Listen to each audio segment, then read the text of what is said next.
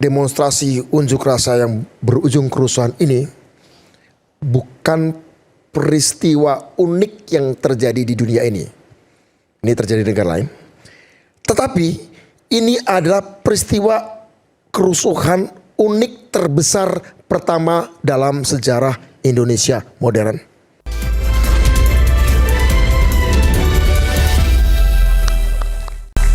Saya langsung berikan kesempatan pada Mas Budiman Sujatmiko. Ya, dulu aktivis 98, sering banget demo, pernah juga ditangkap, bahkan sempat di penjara juga ya, ditahan nih. Silakan. Sekarang Kepala Badan Pengentasan Kemiskinan Kabinet Merah Putih. Silakan. Ya, terima kasih Mas Aiman. Saya dalam tanda kutip ya menikmati diskusi perdebatan tadi dan rasanya cara pandang diungkapkan oleh Ferry itu adalah satu cara pandang melihat persoalan dari on the ground, di bawah. Tapi untuk persoalan sebesar ini, sekompleks ini, ada dua cara. Ada ethics view, cara pandang etik, dan ada eagle's view, cara pandang elang. Cara pandang etik dan pengertian lihat peristiwa besar dari kasus-kasus personal individual tentang korban. Persoalannya sangat individual, emosional, tetapi dampaknya sosial karena satu nyawa yang hilang adalah satu kedukaan. Kita tidak bisa bayangkan bahwa itu terjadi pada keluarga kita, teman kita, kerabat kita. Sama seperti saya juga pernah mengalami teman-teman saya yang tewas, kakek saya yang meninggal karena diinterogasi, karena saya belum ketangkap, kakek saya diinterogasi, kena serangan jantung meninggal, it's okay, itu pernah. Satu itu. Kedua, tadi melompat ke persoalan yang sifatnya lapangan banget tentang kasus satu orang yang ditangkap dengan identitas, dan kita tadi menyaksikan perdebatan diskusi lah antara Pak Pontoh yang melihat intelijen itu harus dilihat dua. Satu, pertama tugas intelijen menyerap informasi, dia harus ada di tengah-tengah lapangan, dan untuk melindungi keselamatannya dia harus tetap membawa identitas karena bisa jadi dia jadi salah tangkap. Atau intelijen itu adalah tugas-tugas yang memang tidak boleh membawa identitas. Karena ada operasi-operasi kontra intelijen, operasi-operasi Sandi Yuda, intelijen perang terutama ya. Oke, kita sudah melihat dua sisi kemanusiaan, sisi personal, dan sisi taktikal lapangan. Tetapi ini persoalan besar. Ini persoalan bukan cuma bisa dari secara personal maupun taktikal lapangan, taktis lapangan. Tapi kita lihat sesuai, kita kembali pada hitoh judul ini, siapa dalang. Peristiwa demonstrasi unjuk rasa yang berujung kerusuhan ini bukan peristiwa unik yang terjadi di dunia ini. Ini terjadi di negara lain. Tetapi ini adalah peristiwa kerusuhan unik terbesar pertama dalam sejarah Indonesia modern. Kenapa? Berbeda dengan periode kami, saat kami melakukan demonstrasi, jelas pimpinannya, jelas visi misinya. Saya dulu bikin PRD dengan teman-teman, bikin manifestonya, bikin tuntutannya, bikin analisa politiknya, bikin analisa ekonominya, bikin analisa sejarah, bahkan bikin analisa geopolitiknya, sehingga kami menuntut Orde Baru harus berhenti misalnya. Sehingga kami menuntut harus ada demokrasi multipartai misalnya. Ini 98 maksudnya? Ya, zaman kami dulu ya. Oke. Jelas pimpinannya, jelas logistiknya, jelas sekretaris jenderalnya, sehingga ada pertanggungjawaban personal. Sekarang ini, terutama yang terakhir ini,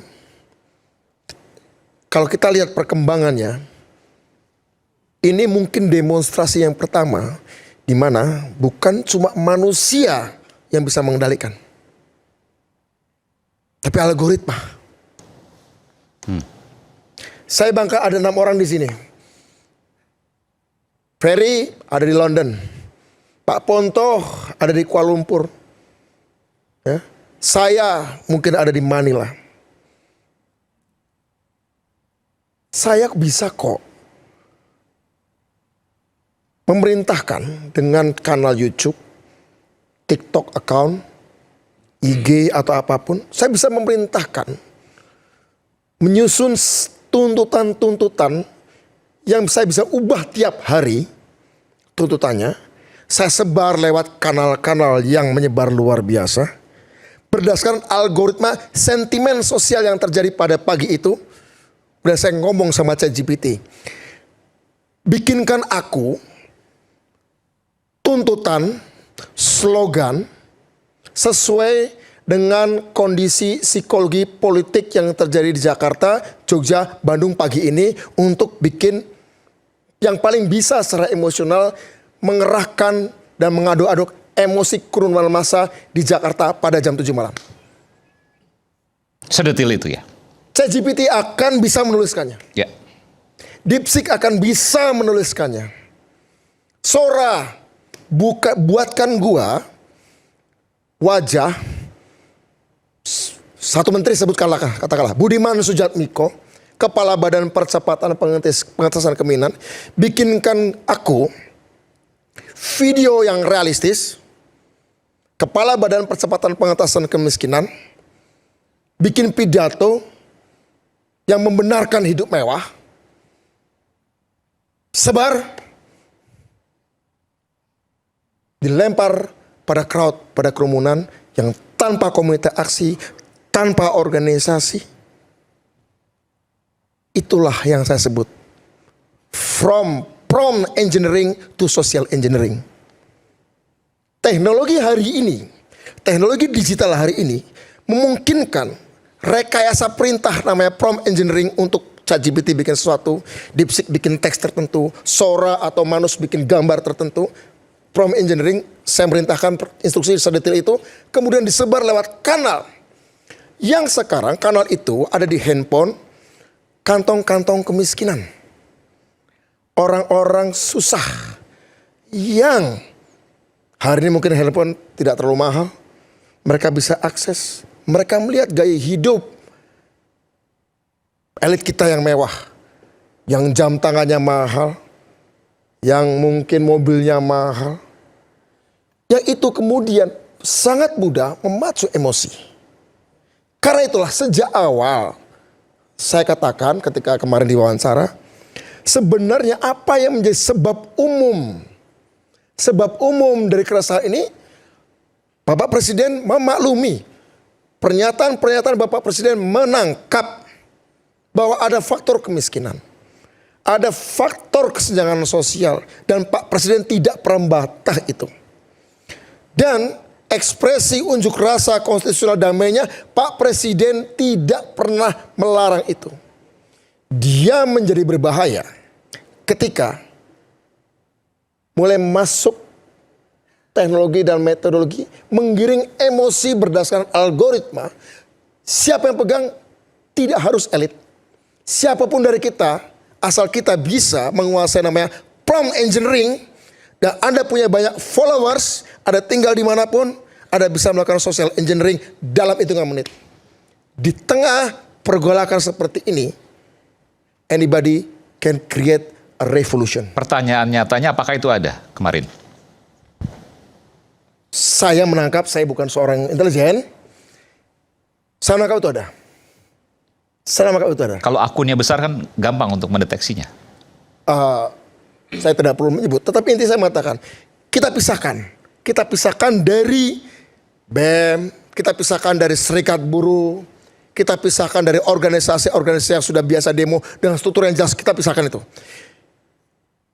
Kita pisahkan juga dari tuntutan-tuntutan yang adil, misalnya soal tunjangan, misalnya tuntutan-tuntutan adil supaya anggota DPR tidak flexing, tidak pamer, itu tuntutan-tuntutan yang adil.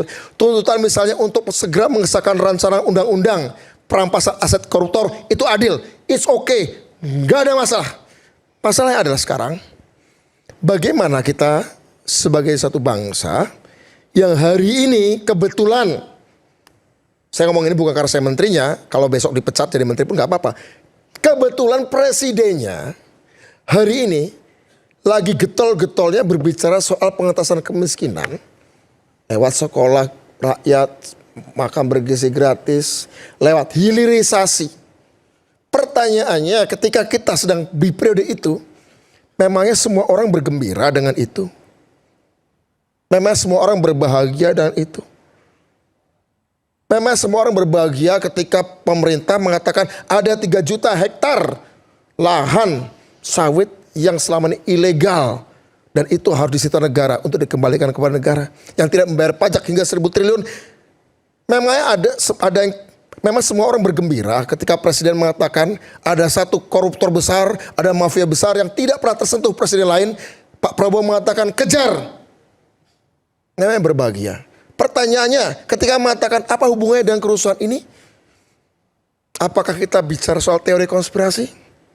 Sepakat. Kalau Anda orang cerdas, Anda pasti tidak akan suka teori konspirasi. Karena memang konspirasi tidak untuk diteorikan. Konspirasi itu adalah suatu praktek sehari-hari. Apakah konspirasi itu berdampak luas atau sedikit? Tergantung Anda banyak uang atau tidak. Anda banyak kuasa atau tidak.